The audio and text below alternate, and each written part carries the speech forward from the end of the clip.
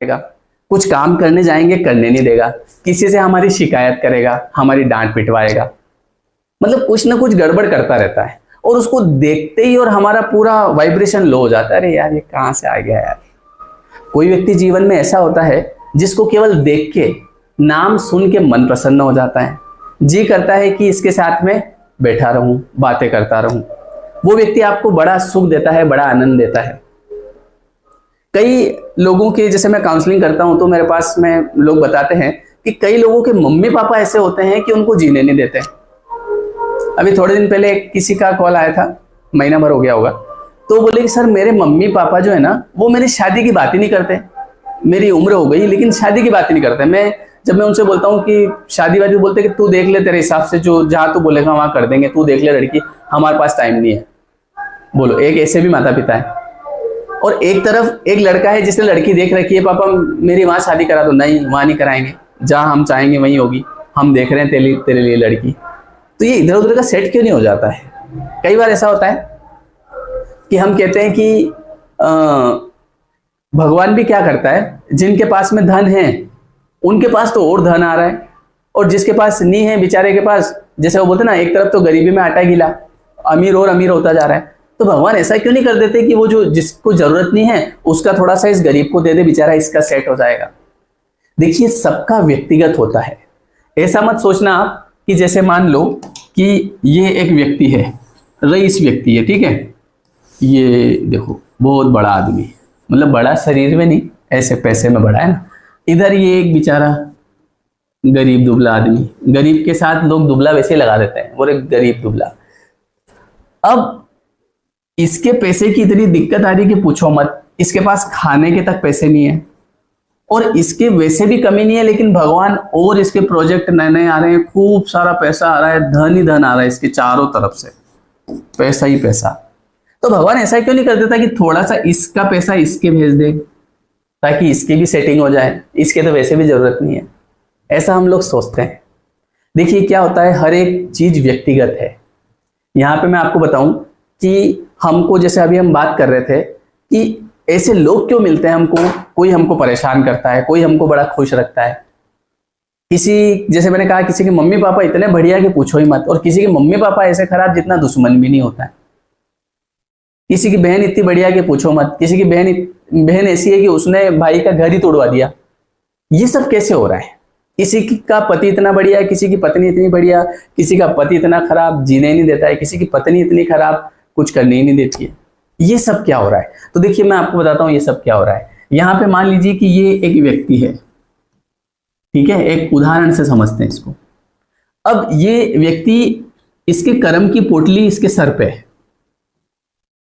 भगवान ना किसी से प्रसन्न होता है, ना किसी से नाराज होता है। भगवान ने बना रखा है एक सॉफ्टवेयर, एक सिस्टम।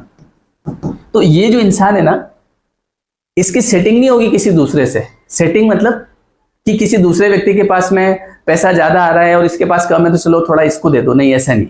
उसके पास अगर ज्यादा आ रहा है तो आता जाएगा उसके कर्म से, और आता जाएगा और आता जाएगा और आता जाएगा। तो यहां पर क्या हो रहा है कि ये जो इंसान है, इसके माथे पे इसके कर्म की पोटली, ठीक है। अब मान लो कि इसने किसी व्यक्ति को सुख पहुंचाया, किसी व्यक्ति से इसने बहुत अच्छे से बात करी, मन कर्म वचन से इसको बहुत सुख पहुंचाया। तो अब इसके जीवन में एक व्यक्ति आएगा जो इसको सेम चीज दुगना देगा।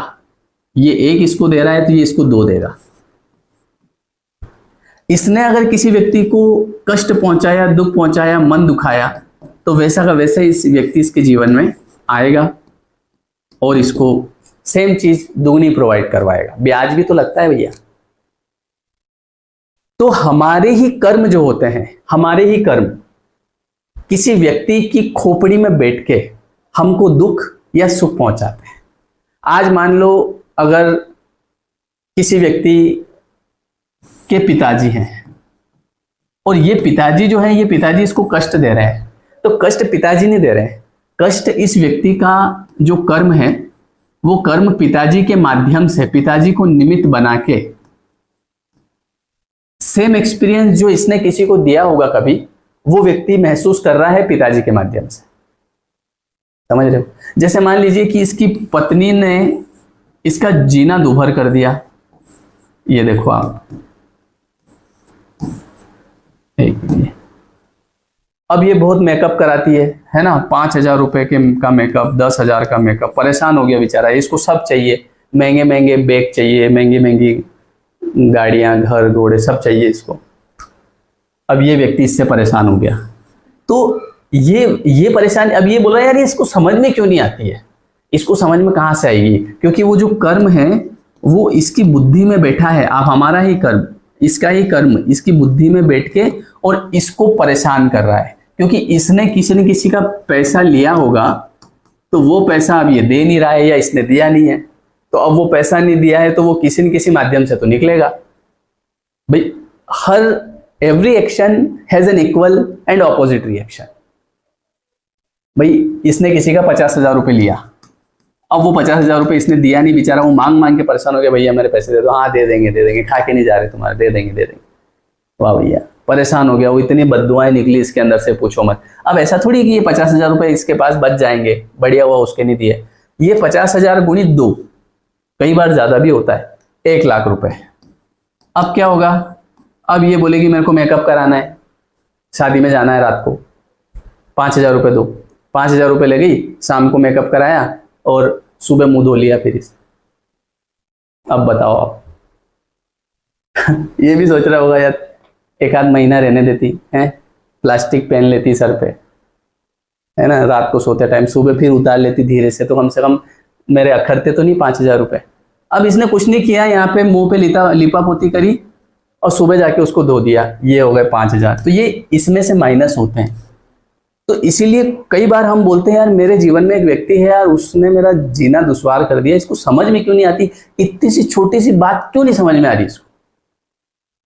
समझ रहे हो आप, वो इसलिए समझ नहीं आ रही है कि हमारा कोई ऐसा कर्म है जो इसकी खोपड़ी में बैठ गया, नहीं आएगा इसको समझ में, और वो हमको कहीं ना कहीं परेशान करेगा। अच्छा, कोई व्यक्ति इसके जीवन में इतना बढ़िया होगा कि भगवान से भी बढ़िया, पूछो ही मत, बिल्कुल खर्चा नहीं कराना, इतना प्रेम करता होगा कि पूछो ही मत। तो ये भी इसी व्यक्ति का कर्म है। यहाँ पे केवल हम खराब कर्म की बात नहीं कर रहे हैं, हम कर्म की बात कर रहे हैं। तो ये व्यक्ति कौन है, इसने किसी को प्रेम दिया होगा तो ये व्यक्ति उसका दुगना इसको लौटाएगा। अच्छा, एक और बात, कई बार ऐसा होता है कि सर मैं तो अपने बच्चों को इतना प्यार करता हूं, मैंने तो अपने बच्चों को इतना प्यार किया, लेकिन आज मेरे बच्चे जो हैं मेरी बातें नहीं सुनते। फिर ऐसा क्यों? आपने अपने बच्चों को जो प्यार दिया वो आपका कर्म बना है। अब ऐसा नहीं है कि बच्चे रिटर्न लौटाएंगे, रिटर्न आपको कोई ना कोई लौटाएगा। ऐसा जरूरी नहीं होता है कि सेम व्यक्ति लौटाएगा। जैसे एक उदाहरण से समझते हैं कि मान लो मैं घर से निकल रहा था, घर से निकलते निकलते मेरे पिताजी ने बोला कि शाम मेरे को एक गिलास पानी पिला दे। मैंने कहा यार पापा मेरे को अभी देर हो रही है यार, आप पी लो यार। क्या ये पानी पिला दे, काम आप कुछ करते नहीं हो, जबरदस्ती बस ऑर्डर लगाते रहते हो। अब ये बात इन्होंने सुनी, ज्यादा से ज्यादा मैंने 30 सेकंड में बात खत्म कर दी होगी और मैं दौड़ के निकल गया। अब वचन क्या बोला मैंने, अरे यार पापा आप क्या पानी पानी करते रहते हो दिन भर, आप खुद उठ के नहीं पी सकते क्या यार, यहाँ पास में तो किचन है, आपको पता नहीं है मेरे ऑफिस का टाइम हो रहा है। बात पानी पीने की नहीं थी, बात पानी तो वो भी पी सकते थे, लेकिन अब ये जो आपके अंदर से वचन निकले, अब ये इनको कहीं ना कहीं अंदर तक आपका जो पूरा बचपन है, इन्होंने जो जो भी आपके साथ किया, आपको उठा के स्कूल ले गए, घर पे लेके आए, मेरा प्यारा बेटा क्या चाहिए तेरे को, आइसक्रीम चाहिए, चल मैं दिलाता हूँ। मम्मी से लड़ी हुई होगी कई बार, मम्मी ने मना करा होगा मत दिलाओ इसको चॉकलेट, मत दिलाओ इसको आइसक्रीम, अरे कोई बात नहीं मेरा राजा बच्चा। अब वो पूरा इनके दिमाग में घूम रहा है और इन्हें कहीं ना कहीं वो तकलीफ पहुंच रही है, क्या यार एक पानी नहीं मिला सकता, मैंने इसके लिए क्या नहीं किया। अब आप तो 30 सेकंड में बोल के निकल गए, अब आप तो अपने मस्त भूल गए उस चीज को, मैं क्या करके आया। पूरा दिन इनके अंदर से नेगेटिव वाइब्रेशन, आंसू आ रहे होंगे इनकी आंखों में से चीजें याद कर करके, और फिर जब ये आपका चेहरा देखेंगे तो इनको ये वचन याद आ जाएंगे। तलवार चाकू की नोक, मतलब मान लो चाकू लग गया तो उसका जो घाव है वो भर जाता है। एक दिन मैं एक बार गाड़ी से गिर गया था तो ये उंगली कट गई थी मेरी, तो यहाँ पे इसके टांके आए थे, भर गया ये घाव, है ना, ये भर जाता है। लेकिन जो शब्दों का घाव होता है वो पूरी जिंदगी नहीं भरता है। अगर आपने कभी ऐसा कोई शब्द कह दिया किसी को, भले बाद में आपने माफी मांग ली, सब कुछ हो गया, पर घाव नहीं भरता है। गांठ अगर पड़ जाए तो फिर रिश्ते हो या डोरी, लाख करें कोशिश खुलने में वक्त तो लगता है। हम ध्यान नहीं देते ऐसी बातें, हम कुछ भी बोल के निकल जाते हैं। अब ये नेगेटिव वाइब्रेशन आपको छोड़ रहे हैं। अब यही चीज आपके पास लौट के आएगी। तो पिताजी, ऐसा थोड़ी होगा कि अब अगले दिन आपने पिताजी को कहा पिताजी मेरे को पानी पिला दो, पिताजी ने बोल दिया पी ले तू खुद उठ के। नहीं, अब क्या होगा कि ऐसा कोई व्यक्ति होगा जिससे आप इतना प्रेम करते होंगे कि पूछो ही मत, आपकी पत्नी जैसे। अब आप थके हारे गए, अरे सुनती हो, एक गिलास पानी पिला देना। तुरंत इसने क्या कहा पता है, खुद उठ के नहीं पी सकते पानी, मैं क्या तुम्हारी नौकरानी हूं, मेरे से शादी कर ली इसका मतलब क्या है तुम्हारे काम करती रहूंगी। अब पानी तो आप भी पी सकते थे जाके, लेकिन वही सेम फीलिंग, सेम चीज जो आप फील करवा के आए थे, वो आप फील करेंगे कि यार देखो यार, मैं इसके लिए दिन भर ऑफिस में रहता हूं, इसी के लिए तो कर रहा हूं, मैं किसके लिए कर रहा हूं, मैं बच्चों के लिए कर रहा हूं, मैं इसके लिए कर रहा हूं, और ये मुझे एक पानी का ग्लास तक नहीं पिला सकती। अच्छा, बात पानी गिलास पीने की नहीं है, बात तो भावनाओं की है। तो ये जो आपने दिया, ये यहां से लौट के आ गया। समझ में आ रही बात? तो हमारे जो कर्म होते हैं, ये आपने जो कर्म किया, ये आपकी पत्नी की खोपड़ी में जाके बैठ गया। अब ये यहां से आपको रिटर्न मिल गया। अब हम कभी कनेक्ट नहीं करते हैं अपनी लाइफ में। हम कैसे कनेक्ट करते हैं? हम ये करते हैं कि मैंने मेरी पत्नी को इतना प्यार किया तो इससे मेरे को उतना ही प्यार मिलना चाहिए, जो कभी मिलता नहीं है ना। एक्सपेक्टेशन रहती है हमको, मिलता नहीं है, फिर हम परेशान हो जाते हैं। समझ रहे हो आप? आपको कोई और देगा, ध्यान नहीं है अपना, वो अलग बात है। कई बार हम कंप्लेन करते रहते हैं, मैंने इसके लिए इतना कुछ किया, आज देखो मेरा टाइम आ गया तो ये पीछे हो गया। लेकिन कोई और आया होगा आपकी लाइफ में, दूसरा आया होगा कोई, आपका ध्यान नहीं जा रहा है वहाँ। जैसे मान लो कि आपने ये इस व्यक्ति की लाइफ में बहुत कुछ किया आपने इसके लिए, ठीक है। अब क्या हुआ कि आपका ध्यान पूरा इसके ऊपर कि मैंने इसके लिए किया तो ये मेरे लिए करे, ये नहीं करेगा। आपके लिए कोई एक और व्यक्ति खड़ा हो गया होगा जिसको आप जानते नहीं होंगे, पर आपका ध्यान इसके ऊपर नहीं है, क्योंकि आप तो यहाँ पे एक्सपेक्टेशन इससे लगा के बैठे हैं, मैंने इसके लिए करा, ये मेरे लिए करे। इसीलिए बोलते हैं कि नेकी कर और दरिया में डाल, क्योंकि अगर दरिया में नहीं डालोगे तो आप कॉन्सेप्ट को समझ नहीं पाओगे और परेशान हो जाओगे। आप सोचोगे मैंने मेरे भाई के लिए इतना किया और आज मेरा टाइम आ गया तो देखो मेरे भाई मेरे लिए कुछ नहीं कर रहा है। कोई और होगा जो आपके लिए कर रहा होगा, आपके ससुराल वाले कर रहे होंगे, पर आपका ध्यान ससुराल वालों पे है ही नहीं, आपका ध्यान भाई पे है। बस भाई को करना था, मैंने किया था इसके लिए। आपने जो किया है वो लौट के आएगा, जरूरी नहीं कि भाई से लौट के आए, वो आपकी मदद ससुराल वाले कर देंगे। कई बार ऐसा होता है ना, लोग बोलते हैं मेरे घर वालों ने मेरी मदद नहीं करी, पर आज मेरे ससुराल वाले मेरे काम आ गए। वो ससुराल वाले कैसे काम आए? वो आपके कर्म की वजह से काम आए। ये होता है, समझ गए? तो इसीलिए जो हमारे लाइफ में जितने भी लोग हैं, तो इनको एक्सेप्ट करो, चाहे कोई भी हो। जो आपको कहीं ना कहीं कष्ट दे रहा है, तो वो व्यक्ति कष्ट नहीं दे रहा है, वो व्यक्ति निमित्त है, और वो उस आपका कर्म उसकी दिमाग में बैठ के आपको परेशान कर रहा है। तो अब आपको अपने कर्म सुधारने पड़ेंगे। आप ध्यान रखो कि यार मैं ऐसा कुछ भी किसी को नहीं दूं, मन वचन कर्म से, कि जो अगर मेरे पास आए तो मुझे बड़ा कष्ट मिले, क्योंकि जो जो हम दे रहे हैं वो सब कहीं ना कहीं से लौट के आता है। जब राम जी को वनवास हुआ था, तो वो वनवास गए, और वनवास से जब लौट के आए 14 साल बाद, तो सबसे पहले गए वो किसके पास? मंथरा के पास। मंथरा कोप भवन में बैठी थी, क्योंकि जब राम जी गए तो 2-3 दिन बाद मंथरा को एहसास हुआ, क्योंकि जब वहां पे देखा कि यार सब बिखर गया यहाँ, तो उसको एहसास हुआ कि यार मेरे से तो बहुत बड़ी गलती हो गई। तो वो एक कोप भवन में चली गई कि जब तक भगवान राम नहीं आएंगे तब तक मैं इससे बाहर नहीं निकलूंगी, किसी को अपना चेहरा नहीं दिखाऊंगी। तो राम जी जब वहां आते हैं तो सबसे पहले वो मंथरा से मिलते हैं और उसको बोलते हैं कि इसमें तुम्हारी कोई गलती नहीं है, ये मेरा ही कोई कर्म था जिसकी वजह से तुम निमित्त बनी और मुझे वनवास हुआ, कर्म मेरा था। तो उसको उस चीज से, मंथरा को उस जो उसके अंदर जो गिल्ट था उससे फ्री किया। फिर मिले माता कैकेयी से, आपकी कोई गलती नहीं थी, मेरा कर्म था जिसकी वजह से आप निमित्त बने।